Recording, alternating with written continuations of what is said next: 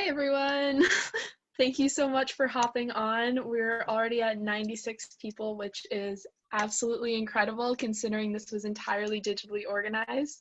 So thank you so much for signing up, inviting your friends, and showing up this afternoon, night, whatever time it is where you are. 7 p.m. And we're going to have a lot of fun tonight. Ed's going to be on in a bit, so we're really excited to have you guys here. So we're going to start by introducing all of ourselves, kind of those of us who are the team here, and then we're going to get into things. So Amanda is going to go first. Hi all, thanks so much for being here. So excited to see so many people here and to hear from Ed. It'll be a really cool event. My name is Amanda. I use she, her pronouns. I'm from Wakefield, Massachusetts, and I go Tufts. Hi everyone, my name's Paula. I use she, her pronouns. I live in Cambridge, and I'm super excited to start working with you all. Hi, I'm Sherilyn. I use she, her pronouns. I'm from Northampton, and I'll be going to Brandeis next year, and I'm super excited to see everyone. Hi, I'm Daniela. I use she, her pronouns. I'm from New York City, but I'm a first year at Wellesley College. Hi everyone, my name's Haley. I'm the president of College Democrats in Massachusetts. I'm from Tampa, Florida, but I'm a junior at Amherst College. Hi everyone, my name is Jack DeBow. I am from Wakefield, Mass. I go to St. John's Prep. I am a junior. I use he, him pronouns. Hi everyone, my name is Jenny Chen. I am, my pronouns are she, her, hers. I am from Malden, Massachusetts, and Markey's hometown, and I am currently a freshman at Providence College. Hi everyone, I'm Kate. I use she, her pronouns. I'm originally from Los Angeles and I go to UMass Boston. My name's Nate. I am going to, I use he, him pronouns. I'm going to Brandeis University in the fall or in the winter, technically. Yeah, excited to see all of you. Hi, I'm Sophie. I use she, her pronouns, and I will be going to Mount Holyoke in the fall. Hi, I'm Tristan. I use he, him pronouns. I live in Marlborough and I go to St. John's High School in Shrewsbury. Cool. Thank you everyone for introducing yourselves. Now Jenny is going to tell everyone a little bit about Students for Markey, what we've been doing, ways to get involved, etc. Hi everyone, thank you so much for being here. A while ago, I made a Ed Markey group chat of my organizer friends so we can all go canvassing together. But then COVID-19 got worse and lockdown started happening. Starting Students for Markey was never my intention, at least not at first, but the people who are leading it are organizers at heart. And this is what we do because it's what we love to do, and we see the importance of organizing. It's our way of, being engaged in the political process, and it's our way of making our voices heard. We recognize the work that Senator Markey has done for decades as a tireless public servant, and we are making it our mission to re-elect him so he can continue doing the work of serving his constituents. So far, over the past few weeks, we have recruited over 200 members, more than 100 of which is here with us tonight. We have established our presence on various social media platforms, and we will be promoting that later on. We have phone banked relationally to help the campaign gather more than 23,000 signatures to get Senator Ed Markey on the ballot in September. This is our official launch call, and we are so happy that you are here with us today. Over the next 4 months, since Election Day is exactly 4 months from today, we will continue to be doing outreach, phone banking, and text banking, organizing social media digitally, and supporting Ed Markey in his re-election bid. And we hope that you'll be right there with us. Today, as some of you may know, is International Workers' Day, also known as May Day. And by acknowledging that, we as an organization is recognizing the importance of the labor movement.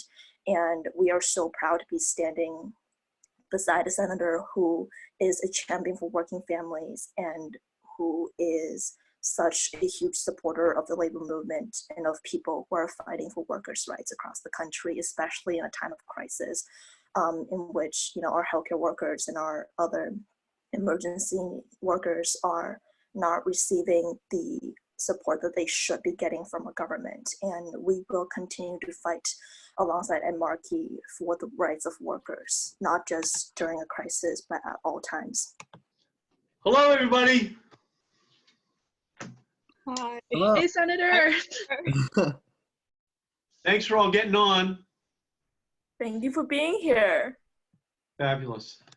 Yeah, I have a quick introduction for you, Senator, if you're willing to wait for, if you're willing to give me a second. Okay, sure.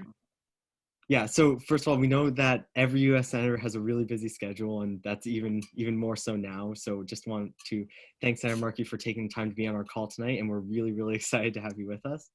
Senator Markey's been leading the effort to ensure transparency and accountability for the coronavirus relief bills at the federal level, and that's just what he's been doing for the last 2 weeks.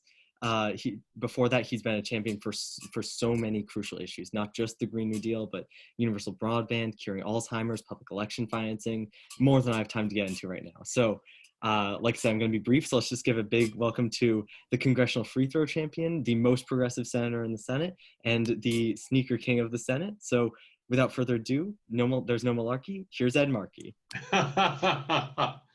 My mother used to say, Eddie Malarkey with the meatball eyes, put him in the oven and you get French fries. Now, what did she mean by that? Was she anticipating this introduction, which I just received by Nate?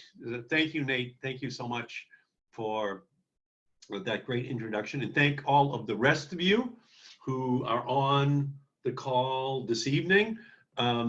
Much appreciate your joining this. And is Isabella there? Is Isabella on the call? I'm right here, Senator. You are, Isabella. Fabulous. Happy birthday to you. Oh, my God. Happy birthday to you. Happy birthday, dear Isabella. Happy birthday to you. You're making her cry. Thank you so much. So fabulous, and thank you all for joining. And this is it's a new era. We have to campaign by Zoom, but the issues stay the same. The intensity level has to stay the same. The level of involvement has to stay the same because the threats which Donald Trump poses to our country stays the same.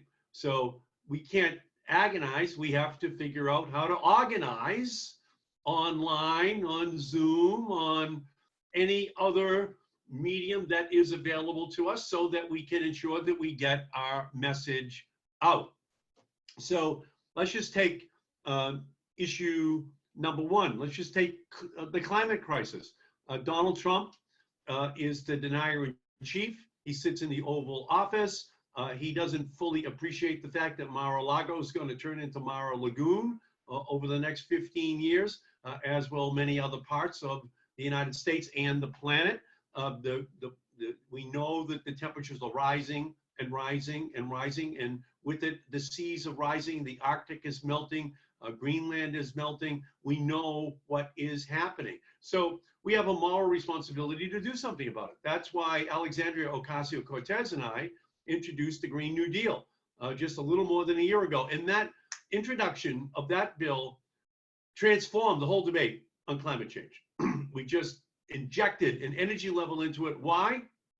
Because young people all across the country rallied behind it, saying that this is urgent. This is something we have to work on right now. And what Alexandria and I did in that bill was to say, one, that the planet is dangerously warming. We know that it could be 8 to 10 degrees warmer by the year 2100. We know that the sea could rise by 8 to 10 feet as a result of that warming, and we know that the damage would be catastrophic. So we have a chance to avoid it. And the way to avoid it is, number two, to deploy wind and solar and all electric vehicles and storage battery technologies, introduce new manufacturing techniques and agricultural farming technologies that can dramatically reduce the amount of greenhouse gases that we consume, that we emit up into the atmosphere. So we know we can do it, and we know we can do it with social justice. What Alexandria and I did in the bill was we had a third part, which we said that we have to do this with frontline communities front and center, doing it with intersectionality, doing it to right historic injustices that have been wreaked upon minority communities in our country. Environmental justice has to be a huge part of what it is that we're going to be doing with the Green New Deal. We know that, and that's what we're fighting for. And we know that even as Donald Trump has ignored the science of coronavirus, that he's ignored the science of climate change at the same time. And it's our job to make sure that we deal with emissions in the same way that we need to deal with infections. We need to act preventatively. We need to put in place the kinds of programs that will avoid the worst, most catastrophic consequences of climate change in our lives, but for the life of the entire planet. And we can do it. That's what young people have injected into this campaign, into this country's debate. We could see it inside of the presidential race. Everyone had to have a view on what their Green New Deal would look like. Back in just 2016, neither Hillary Clinton nor Donald Trump were asked a question about climate change. Look how quickly we've changed all that with the Green New Deal. We also have to move on to talk about the NRA and their unbelievable control that they have over gun policy in our country. We have to make NRA stand for not relevant anymore in American politics. We need background checks, banning assault weapons.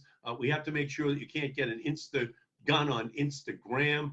We have to make sure that we do the research on the causes of gun violence inside of our society. I was successful in adding $25 million to the federal budget just in December, 4 months ago.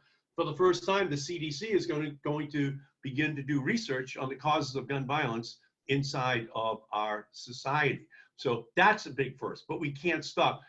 In terms of student debt, we have to make sure that we don't have young people walking around with knapsacks of debt on their backs for 20 or 30 years. It's absolutely unconscionable. It will make it difficult for young people to be able to make the decisions that they want for their careers. It will be driven by the level of debt which they have, not by the level of ambition they have in the career that they wanted to pursue. So I am, with Elizabeth Warren and Bernie Sanders and others, I am just advocating, to make sure that we have the lowest possible interest rates, that it's free public community colleges, free public universities in our country, that we change the whole structure of student debt for everyone in our society. We can do it, but we have to make sure that we fight in the halls of the Senate to make sure that those policy changes are put in place. So we could go down the list of so many different issues, but we're very clearly seeing what racial and income inequality in our country still means. We can very clearly see that in this coronavirus pandemic, that it's those minorities that are suffering the most, that immigrant communities are suffering the most, that those who are most denied the health care which they and their families need, those who are more subject to environmental impacts are the ones who are suffering the most. And we get a chance here, almost FDR-like, to have a big moment politically this year, calling for the revolution. It's the latter-day descendants of Herbert Hoover who are still running the United States Senate. When they say they don't want $1 trillion or any amount of money to go to the states and the cities and the towns, what they're saying is lay off teachers, lay off healthcare workers, lay off police, lay off fire, lay off all those people who at the state and local level are providing the services which are so valuable to every single family. So we know what's going on. We're at the equivalent of the 1932 election. It's Herbert Hoover versus Franklin Delano Roosevelt. And we have a chance to win this election and then have an FDR moment next year. Free childcare, guaranteed sick leave for everyone, annual income guaranteed for everyone, a real protection of the civil rights of every single person in our country so that every child, regardless of race or color or creed, is able to maximize their God-given abilities. That's what our country has to be all about. That's what this election is all about. So we have an incredible opportunity to make a big difference this year. And I can't tell you how much it means to me that you're willing to join me here tonight and I thank you for your interest in politics. This is a moment in history. We can see right now what happens when we have a president who doesn't believe in science, who doesn't believe in government, who only believes in himself. And we have a chance to change the whole history of our country and the planet. We can etch a sketch the entire world here. We can just say, we're moving past Trump. We're moving past these right-wing senators who have been blocking the progressive change which we need in our country. And we're going to move to an agenda which actually is there for every single family. So I thank you for being here. I thank you for all of your energy. I would ask for your help in the course of this campaign. The race is going great, but you need the people who are going to do the work, who will band together to make sure that the message gets out as to what the vision for our country must be. And I'll just say one thing in conclusion, if I can. Once again, happy birthday, Isabella. You know, it's all of our honor to be here and gathered on the night of your great celebration. So thank you, Nate. Thank you, everybody else who has joined, and I will see you all soon, I hope. Good night. Thank you. Good night, Senator. Markey. Markey. Senator. Thank you. Thank you. Good night, Ed Markey. Thank you, Senator. Good night, everybody. Thank you, Senator. Night. Thank you. Okay, thank you so much, Senator Markey, for speaking. I think he's gone now, but I think I can speak for all of us when we say that we're super inspired by his words and we're ready to get to work. So next, I'm super excited to introduce our next speaker, Emma Friend. Emma is the Director of Distributed Campaigning for the Markey campaign. She's also an alum of the Warren campaign. She is an amazing organizer. She's been super helpful to our efforts. We're going to be working with her a lot, and I'm super excited about it. So she's about to speak to us more about the campaign side of things. So here's Emma. Hi, everyone. Can you hear me and see me? Yes. We're good. Okay. Hi, everyone. My name is Emma. As Calla said, I am the Director of Distributed Campaigning for Ed's campaign, which means it's my job to use digital tools and innovative distributed organizing tactics to engage progressives both here in Massachusetts and across the country in joining our fight. I just joined the campaign 3 weeks ago, so I'm pretty new, but I'm very excited. I've loved Ed forever, and I love him for a lot of reasons, but for me, what this comes down to is that I am not interested in moving backward on any of the issues that are going to make or break my future and all of our futures, right? Green New Deal, Medicare for all, getting federal gun reform as strong as Massachusetts, which Ed doesn't just hold the line on, but he moves it forward, right? And to me, in what feels like the most important election year of our lives, I want to make sure that I'm doing everything I can to send an absolute fighter like Ed back to Washington to keep pushing and delivering on those issues. I'm also here because I'm obsessed with grassroots organizing, and Ed has always run and won on the strength of grassroots organizing. And this year's no different, except that we can continue to be smarter and bigger about it than ever before. And Ed's already had some big wins this year, like smashing our signature collection goal, and he's already made history, like when our campaign earlier this week became the first statewide campaign in Massachusetts history to have a unionized staff, or when Ed broke the internet with his incredible quarantine fit and his sneakers. But what we are here to talk about in particular is what makes all of this so special, and that's all of you guys. And that's because this is an entirely supporter organized call and group, right? The leaders of this group and the organizers of this call are doing this all on your own to engage other students here in Mass and across the country on these issues that matter most that Ed is leading on. And that kind of energy and initiative is why we're going to win. The fact that volunteers like you, who are also, balancing an online class load and many other tasks and worries, know that you are equal partners in this fight. And not only that, but you're doing incredible and innovative outreach to help others see themselves that way too, right? And that's what that's all about. The empowerment of grassroots supporters to not just see themselves as volunteers, but as like full-fledged members of this movement. So here's what's next. Ed just got on the ballot, which we can all celebrate. And that means we have about 17 weeks to do as much organizing and voter contact as we can before the primary on September 1st. And here's what's coming up. We just launched our very new cool supporter relational organizing tool. which is a page that lets you create your own page. You can customize it to share with your friends and your family and on social media, to ask the people in your lives to identify themselves, and you get credit for bringing them into the fold. This is a really cool little tool that we are really proud of. It's simple, it's powerful, and no one else is really doing this in quite this way, so we just built it ourselves. So if you haven't created your own yet, please go to support.edmarkey.com to set yours up. Again, we just launched this last night, and I'll put it in the chat. Support.edmarkey.com. I see some folks are already putting their own in, which is hilarious. If anyone uses someone else's, then they'll get credit for your sign up. This is what we call relational organizing, right? Which is the idea that if someone is asked to support Ed Markey or do something for the campaign, that ask is so much stronger when it comes from someone they know than when it comes from like me, random campaign volunteer, cold calling them on the phone, right? It's a lot harder to say no, and it's more compelling to join your friend in a fight than to necessarily take that step yourself, right? So now, by making this page, we are all relational digital organizers.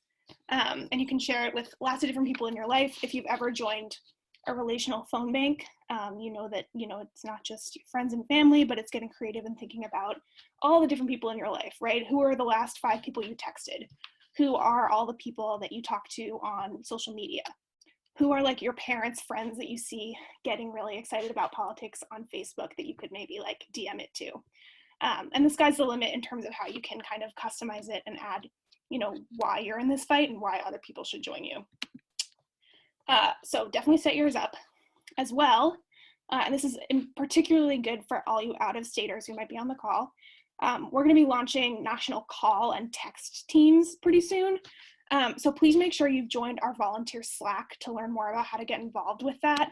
And the link to join that you can find on edmarkey.com/volunteer, which I'll put in the chat right now. So that's the Markey Mavericks Slack. And in particular, right now, I'm looking for volunteer leaders for those teams and for that Slack community in general. So please just send me a direct message on Slack if you're interested, because we need your help. And then obviously, and most importantly, please just continue to organize and get creative and reach out. So phone banks, relational phone banks, and other types of voter contact, and there will be more opportunities for that we're rolling out soon. Those are all the bedrock of organizing, and we're going to need everyone's help. And then finally, I have to say this on the Students for Warren call, which is that we need your creativity on social media. So just please keep up the memes and the digital organizing. And look, the other thing to remember is that the skills you learn here with each other and with this campaign will be foundational to the work you do for the rest of your lives, right? We all need you as activists and organizers to lead the way in these fights. And after we win these ones, the fights after that. So thank you all. And I can be your main staff point of contact. So please reach out if you need anything at all. And that's my whole spiel. But I love you guys. And let me know if you have any questions. I'm going to turn it over. Bye, guys. Awesome. Thank you so much, Emma, for that. And that program is going to be fantastic, especially for you guys out of state. I know we have people from literally across the country on this call, which is incredible to see us all coming together for Ed.